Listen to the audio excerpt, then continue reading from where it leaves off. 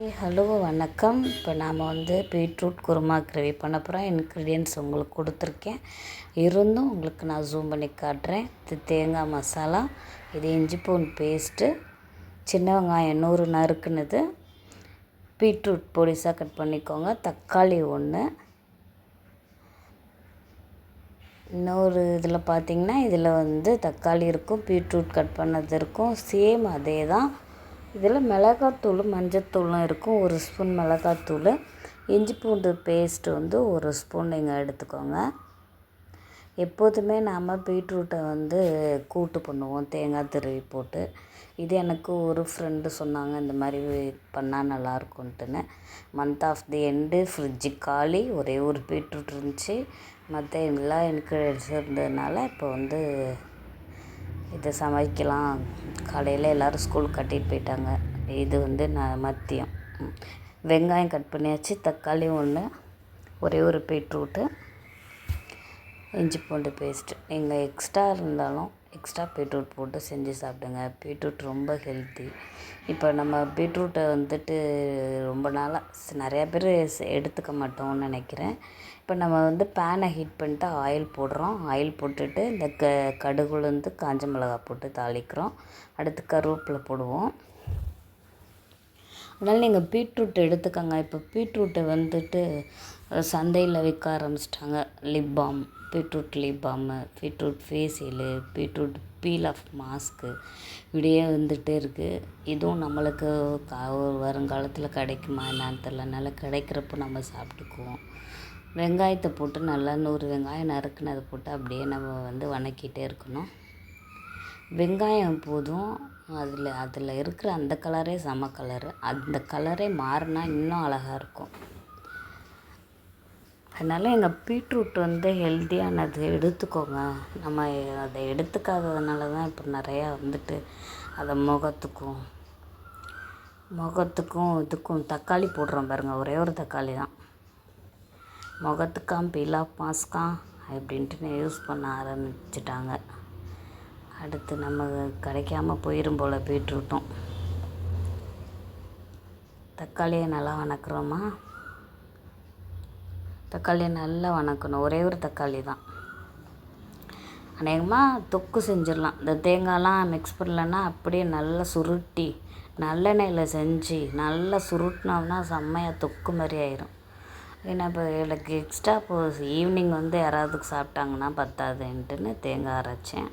இஞ்சி பூண்டு பேஸ்ட்டு 1, ஒரே ஒரு ஸ்பூன் போட்டால் போதும். நீங்கள் ஆல்ரெடி வீட்டில் அரைச்சி வச்சதையே யூஸ் பண்ணுங்கள். நல்லா வதக்கிக்கணும். பக்கத்துலேயே இருந்து நம்ம சமைக்கிறப்போ அது ஒரு டேஸ்ட்டாக இருக்கும். நம்ம டக்குன்னு மிளகாத்தூள் 1 ஸ்பூன், ஏதோ ஒரு யோசனையில் இப்படி போயிட்டு வந்துட்டோம்னா எல்லாம் சொதப்பிடும். நல்லா கலர் மாறுது, வெரைட்டி ஆஃப் கலர் காட்டுது பாருங்க. மிளகாய் 1, வெங்காயம் 1, மஞ்சத்தூள் 1. இப்போ தேங்காய் ஆட் பண்ணுறோம். தேங்காயில் பட்டை, சோம்பு, கிராம்பு எல்லாமே கொஞ்சம் கொஞ்சம் தான் நம்ம போடுவோமா. அதனால் தேங்காயோட கலர் மட்டும் அப்படியே ஃபோக்கஸாக வெள்ளை வெள்ளையர்னா இருக்கும். நல்ல தேங்காய், சின்ன மூடி தேங்காய் போதும். நீங்கள் பெருசெல்லாம் எடுக்க வேணாம். நான் ஒரு பீட்ரூட்டுக்கு சின்னோண்டு மூடி தான் எடுத்திருக்கேன். அடுத்து பீட்ரூட் கட் பண்ணி போட்டிருக்கேன். உங்களுக்கு எப்படி கட் பண்ணணும்? பொடிசாக கட் பண்ணி போட்டிங்கன்னா சாப்பிட இன்னும் டேஸ்ட்டாக இருக்கும். நல்லா பரட்டிகிட்டே இருக்கணும் போல். தயவுசெய்து பீட்ரூட்லாம் எடுத்துக்கோங்க. பீட்ரூட்லாம் நம்ம நறுக்கிறதுக்கும் இது பண்ணுறதுக்கும் சமைக்கிறதுக்கும் அப்படியே பாஸ்ட் ஆஃப் லைஃப்பில் பண்ணுறதுக்கு யோசிக்கிறதுனால எல்லாத்தையும் இப்போ மாஸ்க் அது இதுன்னு கொண்டு வந்துட்டாங்க. இதை இன்டர்னலாக நம்ம நிறையா எடுத்துக்கிட்டாலே போதும். கருவேப்பிலை கொத்தமல்லி போட்டுடணும். தேங்காய் பால் கிடையாது, அந்த அரைச்ச மசாலாவில் தண்ணி ஊற்றி அலசி எடுத்துனது தான் இது. அதையும் மிக்ஸ் பண்ணியாச்சு.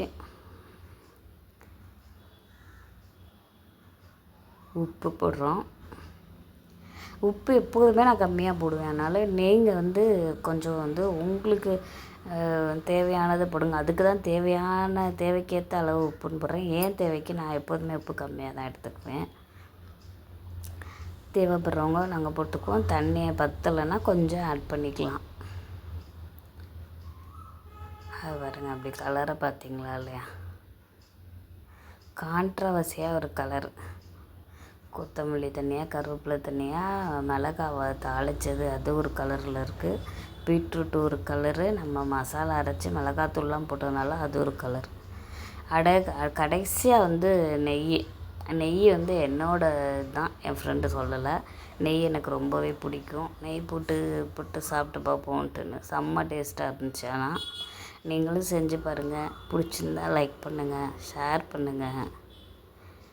நல்லா கொதியுது பாருங்கள். நெய் வாசமும் அவ்வளோ செம்மையாக இருந்துச்சு. பீட்ரூட் இப்படியும் செய்ய முடியுமான்ட்டு தான் நான் ஃபஸ்ட் டைம் செஞ்சேன்.